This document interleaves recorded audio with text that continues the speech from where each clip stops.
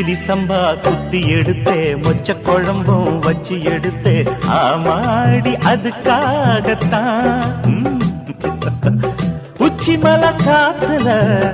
உச்சந்தல வேக்குது மச்சமுள்ள பூவத்தான் மல்லு கட்ட பாக்குது பக்கம் வந்து போரசி பார்க்கவா பந்தி வச்சு